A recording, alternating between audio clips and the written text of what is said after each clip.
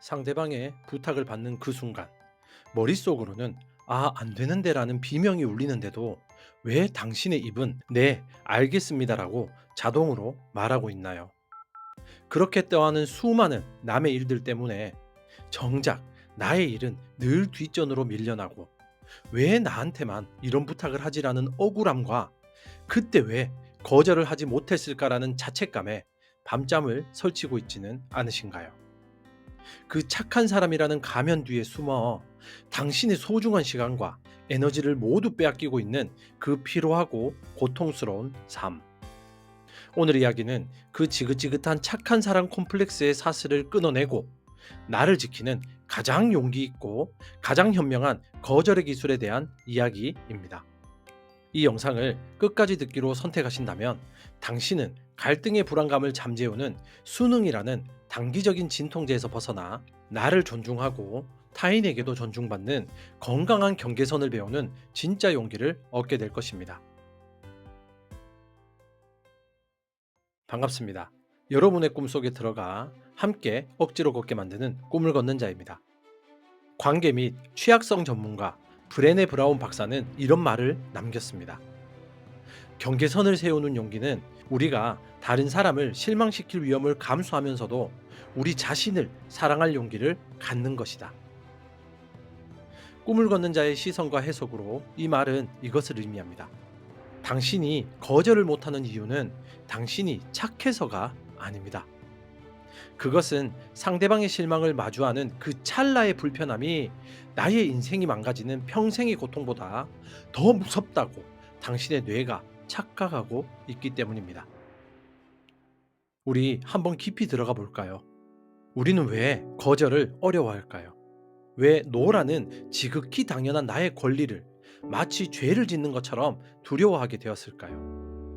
이것은 단순히 소심한 성격 탓일까요? 아닙니다.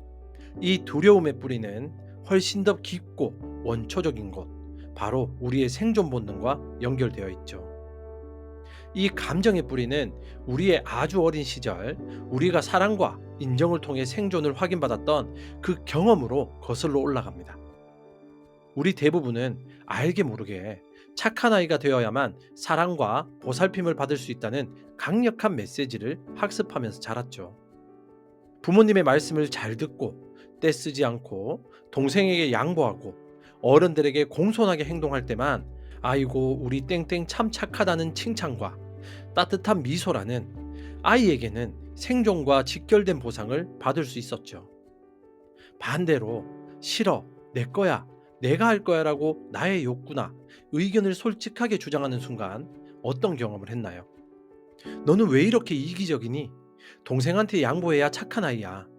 어른 말씀 잘 들어야지. 와 같은 꾸중을 듣거나 더 무서운 것은 부모님의 차가운 눈빛과 실망한 표정이라는 아이에게는 세상이 무너지는 것과 같은 정서적 거절, 즉 사랑의 철회를 경험했습니다.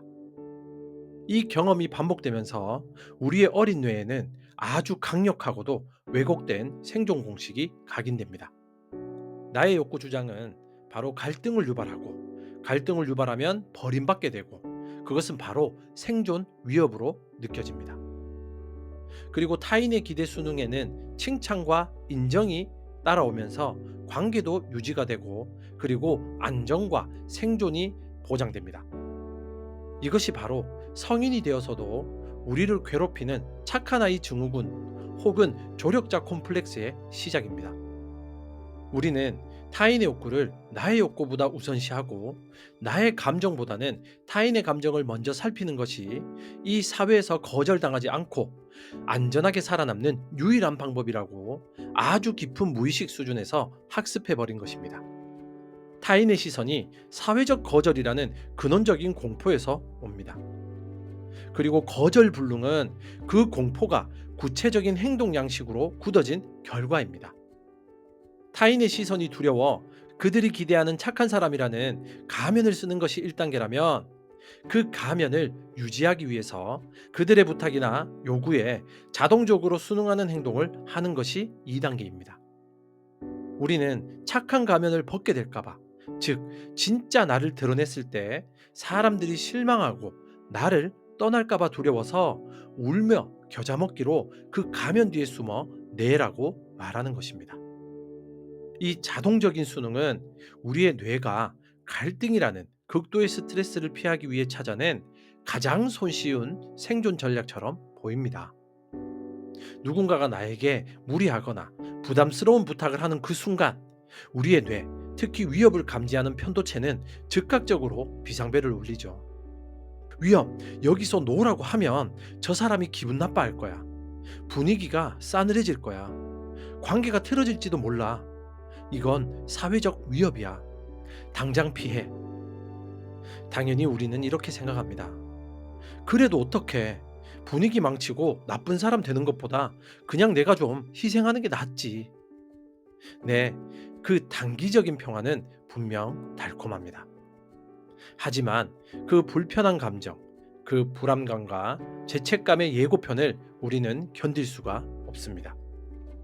뇌는 이 불쾌한 감정을 지금 당장 없애버리기를 원하죠. 그래서 우리는 거의 반사적으로 네, 알겠습니다. 제가 한번 해볼게요라고 말해버립니다. 그 말을 내뱉는 순간 마법처럼 아까 나를 짓눌렀던 그 불편했던 감정과 불안감이 싹 사라집니다. 갈등이라는 폭풍우가 지나갔고 상대방은 안심하며 웃고 있으니까요. 우리의 뇌는 단기적인 평화와 관계 유지라는 아주 달콤한 보상을 얻은 것입니다. 이것이 바로 부정적 강화, 가장 강력하고도 중독적인 덫입니다. 부정적 강화란 어떤 행동을 했을 때 불쾌한 자극, 즉 갈등의 불안감이 제거됨으로써 앞으로 그 행동 또는 수능을 더욱더 자주 하게 만드는 학습 원리입니다. 우리는 착해서 혹은 배려심이 깊어서 부탁을 들어준 것이 아닙니다. 우리는 갈등이 싫다는 불편한 감정을 회피하기 위해서 수능이라는 이름의 아주 효과 빠른 진통제를 사용한 것입니다. 그리고 우리는 그 진통제의 효과에 완전히 중독된 것입니다. 노라고 말했을 때 그 잠깐의 불편함보다 예스라고 말하고 나서 평생 감당해야 할 그 고통이 훨씬 더 크다는 사실을 망각한 채 말이죠. 하지만 그 단기적인 평화를 얻기 위해 우리는 장기적으로 무엇을 비용으로 지불하고 있을까요? 바로 나 자신입니다. 우리의 삶 전체입니다. 첫째는 우리는 가장 소중한 자원인 시간과 에너지를 무한정 빼앗깁니다. 남의 일을 대신해 주느라 정작 나의 성장과 발전을 위한 시간, 나의 휴식과 재충전을 위한 시간, 나의 꿈을 향해 나아갈 시간을 모두 잃어버립니다. 두 번째는 우리는 마음 깊은 곳에서 억울함과 분노, 그리고 자기 혐오를 차곡차곡 쌓아갑니다. 우리는 부탁한 그 사람을 원망하는 것이 아닙니다. 그때 왜 그 말을 못했을까? 나는 왜 이렇게 바보 같을까라며 결국 나 자신을 향해 분노의 화살을 돌립니다. 이 내면으로 향한 분노가 우리를 무기력하게 만들고 자존감을 갉아먹습니다. 세 번째는 우리는 역설적이게도 존중을 잃습니다. 이것이 가장 비참하고 뼈아픈 결과입니다. 이것을 인간 발닦기의 비유로 다시 생각해 볼 수 있습니다.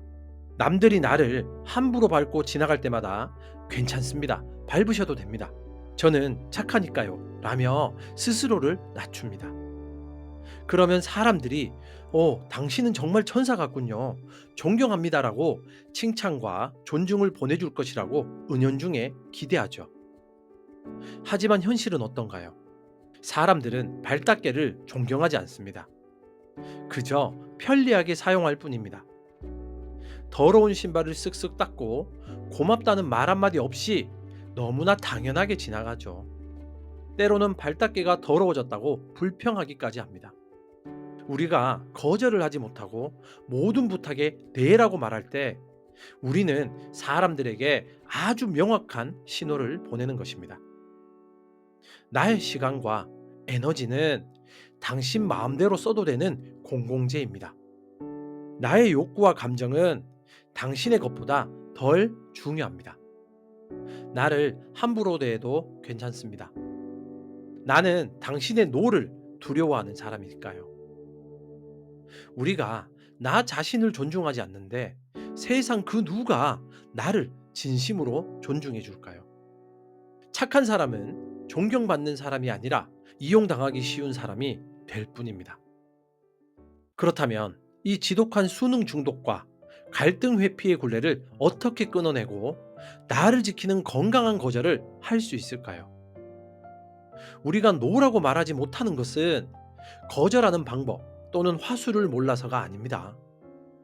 우리는 이미 수많은 책과 영상을 통해 정중하게 거절하는 법을 머리로는 알고 있습니다. 진짜 문제는 노라고 말한 그 이후에 파도처럼 밀려올 그 지긋지긋한 죄책감과 불안감이라는 감정의 후폭풍을 감당할 용기와 기술이 없기 때문입니다. 실행력은 감정 조절의 문제입니다. 거절도 정확히 똑같습니다.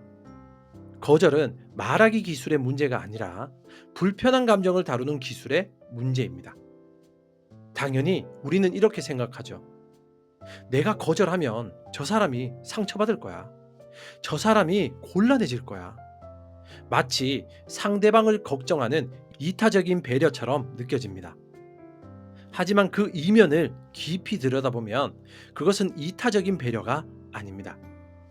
그것은 사실 저 사람이 나를 이기적이고 나쁜 사람이라고 생각할까봐, 저 사람이 나를 더 이상 좋아하지 않게 될까봐 두려운 지극히 나 중심적인 이기적인 감정입니다.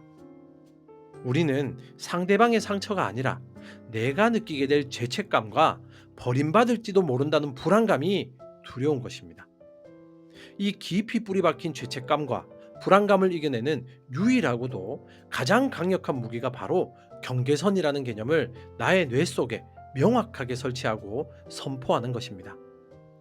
경계선이란 말 그대로 어디까지가 나의 땅이고 책임이며 어디부터가 너의 땅이고 책임인지를 명확하게 구분하는 심리적인 울타리 또는 국경선입니다. 착한 사람 콤플렉스에 시달리는 사람들은 이 경계선이 흐릿하거나 아예 없습니다. 그들은 너의 문제와 나의 문제를 구분하지 못하죠. 너의 감정과 나의 감정을 분리하지 못합니다. 그래서 상대방이 나 때문에 실망하거나 기분 나빠하면 그것이 마치 나의 잘못이고 나의 책임이라고 착각합니다. 상대방의 감정까지 내가 전부 책임지고 해결해 주어야 한다고 믿는 과도한 책임감에 스스로를 가두고 있는 것입니다. 하지만 건강한 경계선을 가진 사람은 명확하게 알고 있죠. 부탁을 하는 것은 너의 자유이고 권리이지만 그 부탁을 들어주지 말지는 전적으로 나의 자유이고 권리이다. 나의 거절로 인해 네가 실망하거나 상처받는 것은 안타까운 일이지만 그것은 너의 감정이지 나의 책임은 아니다. 나는 너의 감정을 존중하지만 너의 모든 감정을 해결해 줄 의무는 없다. 이것은 이기적인 것이 아닙니다. 이것은 정직하고 현실적인 것입니다. 그리고 이것이 바로 건강한 관계의 기본 전제입니다. 여기서 우리는 착한 것과 친절한 것을 명확히 구분해야 되죠. 이 둘은 비슷해 보입니다. 하지만 하늘과 땅 차이입니다. 착한 것은 갈등을 피하고 사랑받기 위해 나의 욕구와 감정을 숨기고 포기하는 두려움에 기반한 가식이자 비겁함입니다. 친절한 것은 나의 경계선을 명확히 지키면서도 상대방의 입장을 존중하고 배려하는 용기에 기반한 진실함이자 단호함입니다. 브레네 브라운의 말처럼 명확한 것이 친절한 것입니다. 그리고 불명확한 것은 불친절한 것입니다. 우리가 거절하지 못하고 제가 시간이 될지 모르겠는데 한번 생각해 볼게요라며 애매하게 대답하고 회피하는 것, 그것이 상대방에게 가장 불친절하고 가장 무례한 행동입니다. 상대방에게 헛된 희망 고문을 하고 그 사람이 다른 대안을 찾을 수 있는 소중한 시간까지 빼앗는 최악의 행동이죠. 오히려 정말 미안하지만 지금 제가 맡은 일이 너무 많아서 그 일까지 맡기에는 역부족일 것 같아요. 도움을 드리지 못해서 죄송합니다라고 명확하고 정중하게 그리고 신속하게 거절하는 것이 그 사람이 빨리 다른 해결책을 찾도록 도와주는 가장 친절하고 가장 존중하는 행동입니다. 이 건강하고 친절한 거절이라는 기술을 어떻게 우리의 것으로 만들 수 있을까요? 이것 또한 역시 근육과 같습니다. 연습이 필요하죠. 제임스 클리어의 아주 작은 습관의 힘의 규칙처럼 아주 작은 위험 부담이 적은 거절부터 의식적으로 연습해야 합니다. 이것은 거절 근육을 키우는 안전한 웨이트 트레이닝입니다. 오늘 당장 당신의 삶에서 사소하지만 불편했던 것들부터 노라고 말해보세요. 원치 않는 동료의 커피 심부름에 죄송해요. 제가 지금 다른 급한 일이 있어서요. 관심 없는 친구의 장황한 뒷담화에 미안한데 나 지금 잠깐 다른 생각 좀 할게. 주말에 온 상사의 업무 관련 카톡에 네 부장님 월요일 오전에 출근해서 바로 확인하고 말씀드리겠습니다. 현실로는 쉽지 않을 수도 있습니다. 그러나 연습해야 합니다.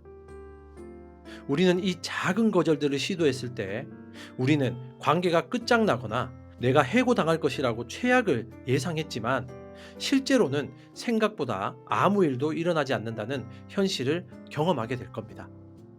오히려 알겠습니다. 그럼 다른 분께 부탁해 볼게요. 또는 그래, 주말인데 쉬어와 같이 상대방이 나의 상황을 이해하고 존중해주는 경험을 하게 될 수도 있습니다. 이 긍정적인 경험들이 쌓여 노라고 말해도 내가 나쁜 사람이 되는 게 아니구나. 오히려 내 의견을 말하는 것이 더 건강한 관계를 만드는구나라는 새로운 데이터가 되어 우리를 올가매던 갈등 회피와 죄책감의 낡은 생존 공식을 깨부수게 됩니다. 노라고 말하는 것은 상대방을 공격하거나 밀어내는 행위가 아닙니다. 그것은 나라는 사람의 존재 공간과 한계를 상대방에게 정중하고 명확하게 알려주는 지극히 건강한 소통의 행위입니다. 여기까지는 제가 책임지고 기꺼이 도와드릴 수 있는 저의 영역이고 저기는 죄송하지만 제가 감당할 수 없는 저의 한계선입니다. 그리고 저 너머에는 당신이 스스로 책임져야 할 당신의 영역입니다. 이 경계선이 명확하게 그어지고 서로 존중될 때 우리는 비로소 타인의 문제까지 떠맡아 허우적대는 희생자나 발닦개가 아니라 나의 삶을 주체적으로 책임지는 어른으로서 서로에게 진정한 도움과 건강한 협력을 주고받을 수 있게 됩니다. 어쩌면 우리 모두의 마음속에는 그 거절 이후에 찾아올 잠깐의 죄책감과 어색한 침묵을 견딜 힘이 없어서 차라리 나의 시간과 에너지를 전부 내어주고 마는 약한 아이가 살고 있을지 모릅니다. 좋은 게 좋은 거라는 그 아니라고 무책임한 평화가 나로 사는 약간은 고독한 용기보다 더 익숙하고 편하다고 느끼기 때문입니다. 하지만 그 모든 가짜 평화의 가면을 벗어던지고 나는 나를 지키기 위해 남을 실망시킬 용기를 내겠다고 타인의 감정이 아닌 나의 인생을 최우선으로 책임지기로 결심하는 순간 비로소 당신은 만만한 사람이라는 굴레에서 벗어나 존중받는 개인이라는 자유를 향해 전진하기 시작할 것입니다. 기억하십시오. 당신이 오늘 내뱉는 용기 있는 아니요 그 한마디가 당신의 소중한 인생 전체를 당신이 진정으로 원하는 것들에 네라고 답할 수 있게 만드는 가장 위대한 첫걸음입니다. 당신의 꿈 곁에서 함께 조용히 걷는 꿈을 걷는 자였습니다. 감사합니다.